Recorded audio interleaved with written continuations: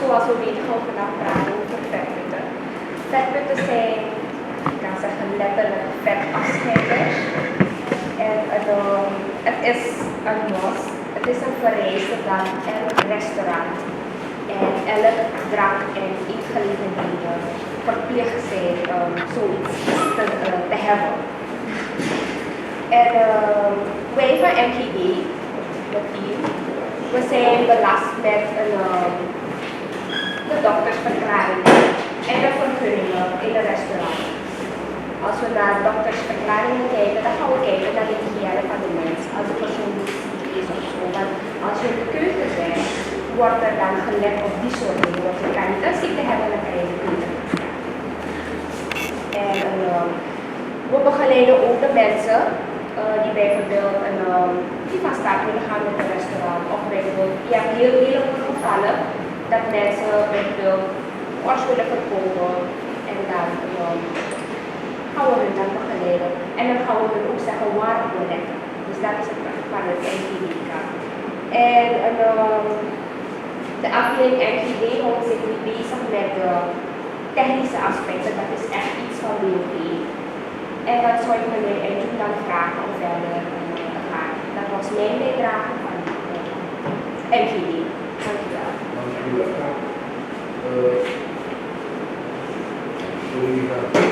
Stel voor dat we na afronden van de avondspraak, maar niet zodat dat een idee, dan met ons doen en dan naar de afgelopen jaar. Dat zou goed zijn als we direct zouden gaan, voorzitter. Ik weet niet wat het aan het Ja, ze van haar onderwerp. Ja, toch. Samen. MGD. We kunnen we het samen aan. Ik weet niet of het kan jullie hoor. Oké, dat is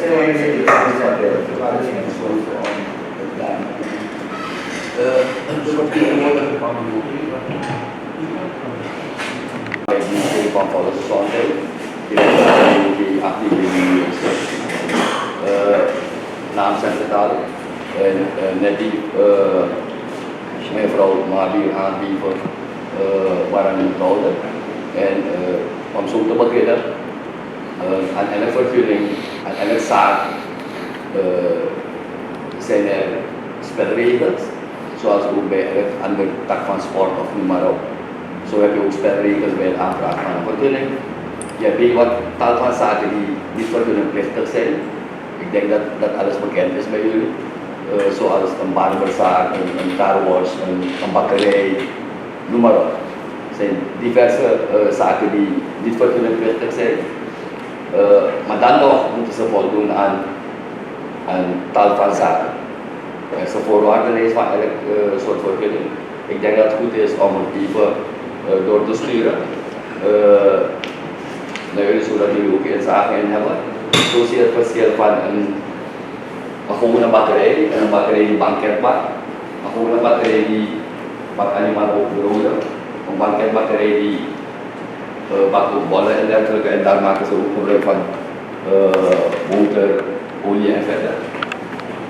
Zo heb je ook een worstverkoper, verschil tussen een worstverkoper en het exploiteren van een intentieverzaak. Ik weet dat de vraag, zeker van de gemeenschap, dat jullie toe als vertegenwoordigers van de zorgen enorm is waarom een vetput. Zoals ik eerder heb aangegeven, er zijn spelregels. Die spelregels worden niet door ons hier in de Kering gemaakt. Er zijn spelregels die van het ministerie zijn. Er is een tekening ontworpen. Ja, kijk maar, ik wil doorsturen. Als u nagaat, ziet u dat voor een bijbakkerij die geen banket bakt, dat een vetput niet hoeft. Omdat in het afvalwater geen vet en olie voorkomt. Maar om terug te komen waarom een vetput is om, in ieder geval als we 10 jaar, 12, 13 jaar terug gaan, dat was het tijdens het extreem geval, was niet meer blank. Overal wateroverlast. Maar dat heeft allemaal te maken met het feit dat er zoveel restaurants dicht op elkaar liggen. Het afvalwater gewoon vanuit de keuken stroomde naar de gesloten rioolering toe. Zodra vetten en olie in contact komen met water, waarom vooral? Dat is faulty. Als je thuis gaat, kunt u even thuis bij uw wasanrecht naar buiten, als er een verhaarmak is, even controleren, dan gaat u vetdeeltjes zien tegen de wand van zo'n bakje. Ga maar na, als er een zaak is die tientallen jaren draait, dan vindt er langzaam maar zeker oproep in plaats, met arenaal gevolg van die verstoppingen, waardoor het afvoeren van water veel moeilijker gaat. Nu binnen de kortste tijd ook al valt er niet veel regen. Binnen de kortste tijd is enkele plaatsen zullen wel onder water zijn, maar binnen de kortste tijd voert u wel af. Dus vandaar de introductie van zo'n vetkuil. Het is niks anders dan een vetverzamelaar eigenlijk. Vetafscheider die dat alles verzamelt. Ergens in een milieuwet moet ook voorkomen waarbij men in feite die afvalwater zomaar het natuur in mag stromen. Voordat het die behandeling niet ondergaat. Kijk, in Suriname, hier, als u mij persoonlijke mening vraagt over onze vuilnisbelt, kunnen we ook nog heel wat over zeggen. Naar mijn inzichten, naar het inzicht van het ministerie van Nieuws en noem maar op, is het niet op een correcte manier. Maar het voldoet wel naar standaarden van ons land. Als we een vergelijking moeten maken met Franciana, waar ik ook geweest was voor dienst. En de manier hoe ze daar vuil verwerken is het heel anders. Ze maken gebruik van een sanitaire landfill, waarbij vuil opgeslagen zand wordt bijgedaan. Met de afval natuurlijk, dat het afvalwater ergens opvangt, een behandeling ondergaat, tot het maken van zuiver water en dan loost in het milieu. Zo heb je ook bij vetpillen. Maar het is een zware onderwerp bij vele ondernemers, omdat het pakweg zeker een gemiddelde vetput te bouwen, een medium vetput te bouwen, dat het dicht bij de 10.000 ligt. En dan moet je begrijpen dat bij een beginnende ondernemer het zwaar ligt. Maar toen in gesprek, toen was deze hier, als je dat goed hebt, hebben we gesprekken gevoerd samen met DC en het is des DC om vaak nog uitstel te verlenen. Iemand die pas voor een aanvraag werd door de DC een jaar toestemming verleend. Omdat na een jaar je vergunning vervalt. En binnen 3 maanden weet je als ondernemer ongeveer al, als je staat, wel haalbaar is of niet, economisch haalbaar is of niet. Ja. Als het aan ons ligt, als we oké willen dat ze het direct in orde maken. Zelf, vroeger was het zo dat de schoolverkopers en de verkoopsters ook vrij waren van het bouwen van een vetput. Nu vanaf de MILO-schoolverkoopsters en de middelbare scholen zijn verplicht een vetput te bouwen, omdat het omzet van hun veel groter is. Ik heb 2 tekeningen door laten gaan. Het zijn 2 formaten, het medium formaat en het grote formaat, maar het heeft allemaal te maken met het feit wat omzet is. Als we een simpel voorbeeld moeten nemen van Paramaribo, een cement die gaat een veel grotere vetput moeten bouwen, die heeft misschien nogal groter dan wat wij als tekening hebben uitgegeven. En om een simpel voorbeeld aan te geven, Douchi van de Friedrichseweg, die heeft een vetput van zeker 6 bij 3 met een enorme diepte. Ja, maar het zijn de spelregels. Zo zie je ook het verschil van een worstverkoper en iemand die vlees verwerkt tot het maken van bloed en vleesworst. Een worstverkoper is niet gebonden aan een vetput, omdat die het niet verwerkt. Ja. Maar iemand die gebakjes zou verkopen, een belegde broeder, noem maar op, die is wel gebonden aan een vetput. Dus ik denk dat de gemeenschap ook geïnformeerd moet worden bij de aanvraag van een vergunning. Dat ze duidelijk wel aangeven. Want waarom bijvoorbeeld? Want waarom Misschien bij andere ook bekende benamingen, maar niet zomaar eten te worden. Er zijn spelregels bij worden. Maar waarom mag je tafel en stoelen hebben in hun zaak? Is een meeneemse iets. En daar hoeven ze dan niet vetput te bouwen. Maar BOG gaat zelf zo ver om dan ze voortdurend dat ze thuis een vetput moeten bouwen, omdat alles thuis gebeurt. Zijn de aanhangwagens die hier op de vooravond en de avonduren bij de parkeerplaats eten verkopen? Die moeten ook een vetput hebben. Maar dat zijn de spelregels. Zoals ik het net aangegeven, ik ben maar hier om het technische gedeelte aan te geven en ook nog aan te geven waarom. En als er verder uitleg nodig is, met betrekking tot het technische gedeelte, betekenis daar, onze begeleiding is namelijk zo, wij zorgen niet voor arbeiders. Als iemand een vetput moet bouwen, is despersoons om dan een aannemer in dienst te nemen. Maar er zijn tal van aannemers die indiceren die al weten hoe dat we construeren. De vraag wordt ook vaker nog gesteld van waarom niet met bouwsteen. Ga maar even naar wat je allemaal niet gebruikt bij de afwas. En de doorlaatbaarheid van bouwsteen. Vandaar dat men ook moet voldoen aan een bepaalde soort beton. Bij ons is het bekend als 1 staat tot 2 staat tot 3. Is een formaat die wij gebruiken, waarbij 1 kruiwagen cement op 2 kruiwagen zand en 3 kruiwagen grind gaat. Maar vaak wisselen we dat van zand en grind, omdat te veel grind gaat ook maken dat je gaten hebt. Vandaar dat we meer zand in doen dan grind. Maar de maat, tijdens op school hebben we vaak genoeg geleerd dat het meten met hetzelfde instrument moet gebeuren. Bij een gewone bouwvakker is 1 bij 2 gewoon een pak cement op 2 kruiwagen zand. Maar dat is niet het geval. Als we praten over 1 bij 2, als je 2 kruiwagens zand zet, moet je dan 1 kruiwagen cement gebruiken en vaak genoeg is dat 2 pakken cement. Dat is een verhouding, maar bij de bouwvakker is bekend als men zegt we gaan storten 1 op 2 of 1 op 3. Dan zetten we 1 pak cement op 3 kruiwagen, maar dat is in feite niet een verhouding die wij hanteren. En bij de bouw, we zijn vanaf het begin tot het eind begeleiding bezig naar zo'n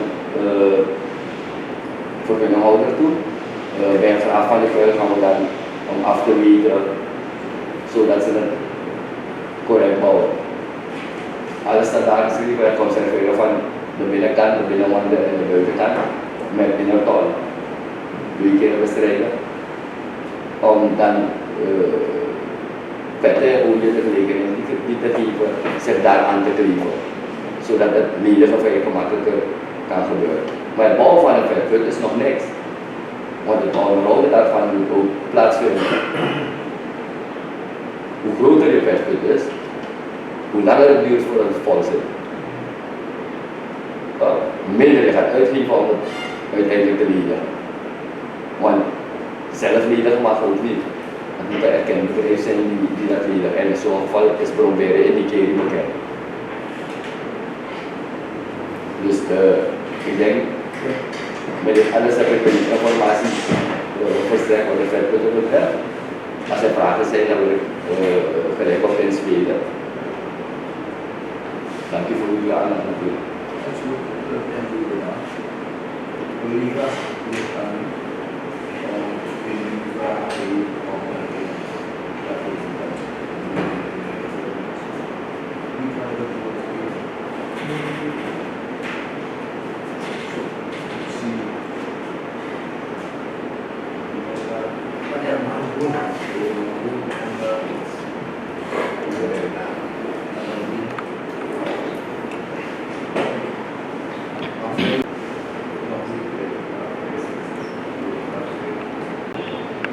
dank u wel voor uw heldere presentatie. Een paar vragen heb ik hier. Ik heb goed geluisterd naar de presentatie van mevrouw Aktueel en meneer Engjoen. De vraag is nu, ja, bij het luisteren van uw presentatie heeft u het zelf aangegeven. Ja, vetputten voor alle vergunningplichtige verhuisbouwers. Maar de vraag is, wordt dit niet gekeken naar de locatie? Is het niet dat je verplicht bent vetputten te bouwen waar je een gesloten riolering hebt? Of is het verplicht zowel bij gesloten of een open riolering? Dat is de eerste vraag. Wanneer je zelf zo net aangegeven wordt, in jullie keer, wanneer je geen vetput bouwt, je hebt bij de geringste regenval, loopt het onder water. Maar wanneer je daar diep in de polder woont, denk ik niet dat je wanneer je geen vetput hebt, bij de geringste regenval onder water gaat. Dus daarom is mijn vraag, is het alleen maar voor gesloten riolering verplicht of ook voor open riolering? Dat is vraag 1. Vraag 2. U heeft mooi op papier gezet, een mooie tekening met 2 hypotheken. Waarom wordt er gekozen voor deze dure methode? Want u moet weten, een beginnende ondernemer moet zoveel gaan uitgeven. En daar nog een vetput van 10.000. Dat denk ik niet, dat wordt ondernemingsvriendelijk. Wij moeten eigenlijk de ondernemers gaan stimuleren, zodat ze gaan ondernemen. Ja, en wanneer bezig met een onderneming, dan nemen we de mensen in dienst. Dat creëren we de economie. Maar wanneer je nu zulke barrières gaat creëren voor mensen, met zulke torenhoge kosten, dat is 10.000, als ik goed heb begrepen, 10.000 alleen voor die materiaal voor vetput, dan moet je nog een aannemer betalen. Nee, compleet met dat. Compleet. Dan denk ik dat het aan de bovenkant is. Ja. Waarom wordt er niet gekozen voor een sampling tank? Is toch hetzelfde? Waarom met zulke dure materialen hebben we gestudeerd? 1, 2, 1, 1, 1. Wat is mijn verhouding? 1, 2. Dus je weet weer, Ja, 1 bij 2. Ja, Ja. Ja. Dus waarom?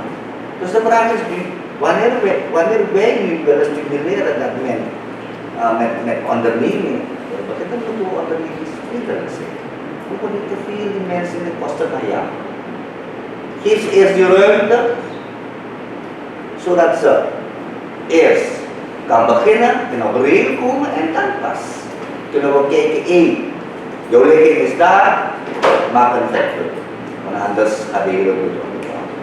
Dus daarom is de vraag bij mij, is het alleen maar bij gesloten riolering verplicht of is het open riolering? Want je hebt ook vendors hier, die elke middag verkopen, die 1 week, 2 keer aan het verkopen zijn. Ja, dan, je weet, de samenleving, wanneer je wanneer dit voor de samenleving, dan komen die dingen bij jou. Dan klagen ze dat ik verkoop niet elke dag, maar je verplicht om een vetput te bouwen van 10.000. En ik denk niet dat deze mensen zoveel vet verwerken. Dus daarom vraag ik u, hebben jullie eens een evaluatie gemaakt? Hoe werkt het? Wat zijn die minpunten? Wat zijn die klachten die binnenkomen? Dus al die dingen moet eigenlijk de hele organisatie hier meenemen en checken in. Dat zijn die knelpunten. Als we doorgaan drukken, dan gaan we niemand meer zien ondernemen. Ja. Dus dat is mijn vraag en nog iets? Nee, dus ik denk dat niet goed. Als ik binnenkort in mag spelen, zijn mooie vragen natuurlijk. Maar ergens bij het milieuwet staat voorgeschreven dat je die afvalwater zomaar mag lozen zonder dat er maatregelen gaat. En een vetput dient ook als datgene, zodat je dan allemaal water in krijgt en niet met vetdeeltjes en anders. Dat is één. En dat van de termijn heb ik ook aangegeven is de SDC, die de ruimte neemt en vaak genoeg is dat een jaar. Dus hebben ze die in feite die speelruimte. Ja, van een jaar om na te gaan van vaak genoeg. Ik weet wel dat ik later vanuit de gemeenschap jullie bereiken. Maar vaak genoeg is het zo dat zeker 2 jaar niet voor dat ze bereiken. Zelfs 2 jaar. Dezelfde mensen die vertellen van ze moeten een vetput bouwen van 10.000 die zitten we al 3 jaar verder, 4 jaar verder, dat ze bezig zijn met hun zaak. Ja, en als het die twee schepen zo zijn, want die voor natuurlijk moeten we de ondernemers gaan beschermen, zodat er meer economisch wordt gehandeld en meer wordt geïnvesteerd in zaken die ze doen. Maar om terug te komen op uw punt, de eerste vraag over de termijn is natuurlijk dat DC die een jaar biedt en we voeren altijd gesprekken. Ook al is een jaar verstreken, komen ze dan weer bij ons langs, want we doen de controle. Alle milieuinspecteurs zijn wijken ingediend, elke milieuinspecteur die alles in zijn wijk te behandelen, van vetputten tot vergunningen, tot klachten, tot instellingen en controle, van scholen, noem maar op. Ja? En het andere punt dat ik ook aan tot heb gegeven, dat het niet geldt alleen maar voor jullie bij gesloten regelwerken, maar het zijn de spelregels bij vergunning aanvragen. Nou, als je een warm zou willen openen, is het niet verstandig om een vergunning aan te vragen van die en de geraakt. Om een simpel voorbeeld aan te geven. Als je een bakkerij wil openen om broden te verkopen, kan je vergunning, oké, daar ga je niet inschrijven bij KKF dat je een bakkerij met banket wil hebben. Want dan ga je moeten voldoen aan de spelregels. En dit zijn de spelregels. En om even terug te komen, op het net, als je even gaat zoeken, er zijn ook mobiele vetputten, weliswaar nog niet in Suriname, maar er zijn mobiele vetputten die je ook kan aansluiten op dingen. En als ze dat aanschaffen, natuurlijk moeten wij als milieuinspectie op in te spelen om na te gaan als het wel op een correcte manier werkt. En dat kan je ook van de buitenland, dat zijn hele kleine vetputten, zijn mobiele. Ik weet niet wat het kost, maar het zal wel veel goedkoper zijn dan een ander vetpunt. Er zijn mogelijk die staan. Als ik moet kijken, dan denk ik ook dat er zaken zijn op Paramare die vetputten bouwen. Ik weet niet, als ze mobiele vetputten hebben. Op het net kan je altijd nog zoeken wat een vetafscheiding is. Maar dan helemaal maar af wat je waterverbruik in de keuken is. Want op basis daarvan wordt er ook bepaald als je een grote of een kleine vetput moet bouwen. Aan de hand van je waterverbruik.